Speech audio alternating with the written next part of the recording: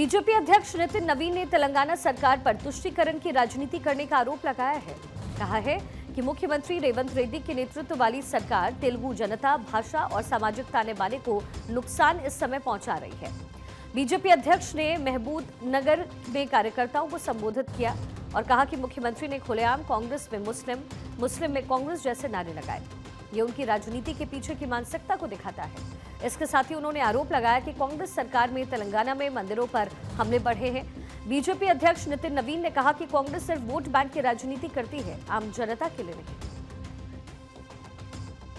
हम लोगों ने देखा कि पिछले 2 सालों में हमारे कई मंदिरों को क्षतिग्रस्त करने का प्रयास किया गया, वहां पे हमला किया गया।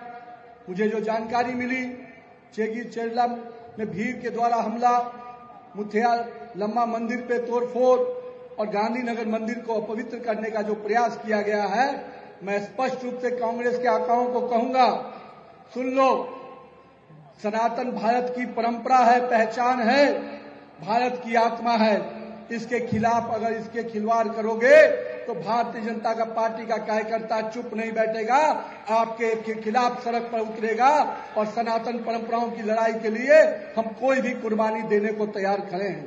हमारे मंदिरों पे, हमारे हिंदू देवी देवताओं के स्थानों पर अगर आप अपमानित करने का प्रयास करेंगे, हमारे त्योहारों पे पाबंदी लगाने का प्रयास करेंगे, तो बहुत दिन आप सत्ता में नहीं रह पाएंगे। इस बात का मैं आपको चेतावनी देकर जाना चाहता हूं।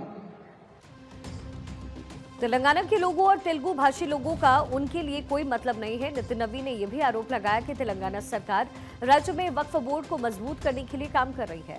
तेलंगाना वक्फ बोर्ड के पास आज 77,000 एकड़ जमीन है और ये देश के सबसे अमीर बोर्ड में से एक बन गया है। तेलंगाना की राजनीति आज एक गंभीर मोड़ पे है। हम कह सकते हैं कि यहाँ के मुख्यमंत्री तुष्टीकरण की राजनीति की पराकाष्ठा पर पहुंचे हुए हैं और उनका मकसद केवल समाज में तुष्टीकरण की राजनीति को आगे बढ़ाना है। उन्होंने तेलुगु लोगों को, तेलुगु भाषा को और इसकी संस्कृति को लगातार दमन किया है और कहीं न कहीं हम लोगों ने उनके उस बयान को भी देखा है जिसमें उन्होंने हमारे संस्कृति को, हमारी सनातनी परंपराओं को नष्ट करते हुए ये नारा दिया कि Congress is Muslim and Muslim is Congress. ये नारा कहीं न कहीं शर्मसार करता है इस राज्य के मुख्यमंत्री के उस चरित्र को, जिन्होंने इस प्रकार का बयान दिया और कहीं न कहीं कांग्रेस की चरित्र को सामने किया कि कांग्रेस केवल और केवल मुस्लिम वोट बैंक की राजनीति के लिए आगे काम करती है, जनता के लिए नहीं। तेलुगु देशम और तेलुगु के जो लोग हैं, यहाँ के लोगों के प्रति उसकी कोई भावना नहीं है। आरोप लगाया कि बीआरएस और कांग्रेस दोनों सरकारें तेलंगाना के लोगों से किए वादे को पूरा करने में विफल रही है। नवीन ने केंद्र सरकार की योजनाओं का भी जिक्र किया। कहा कि हाई स्पीड रेल कॉरिडोर, हल्दी बोर्ड की घोषणाएं तेलंगाना के विकास के प्रति एनडीए सरकार की प्रतिबद्धता को ये दर्शाती है। नरेंद्र मोदी की सरकार तेलंगाना के जनता के प्रति प्रतिबद्ध होकर यहाँ के विकास की चिंता कर रही है। चाहे रेलवे में हेतु रिकॉर्ड 5,454 करोड़ की योजना देना, चाहे Hyderabad Pune, Hyderabad Bangalore, Hyderabad Chennai high speed corridor की घोषणा अभी बजट में हुई है। ये स्पष्ट रूप से दिखाता है कि नरेंद्र मोदी के दिल में तेलंगाना की जनता का जो प्यार है वो आज भी उनके लिए विकास का परिचायक बनता है। आज माननीय प्रधानमंत्री जी ने जब राष्ट्रीय हल्दी बोर्ड की घोषणा की तो आज उसका उद्घाटन भी हो गया।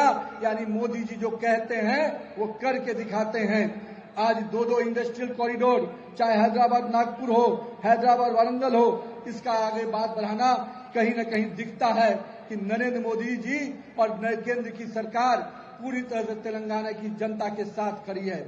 हम इस विकास की कड़ी में और आगे लेके जाएंगे और जनता को विश्वास दिलाना चाहते हैं आपके माध्यम से कि तेलंगाना के लोगों ने जिस प्रकार से भाजपा को प्यार दिया है, स्नेह दिया है, भाजपा उसका कर्जदार है। हम पूरी तरह से इसके विकास के प्रति संकल्पित है, प्रतिबद्ध है।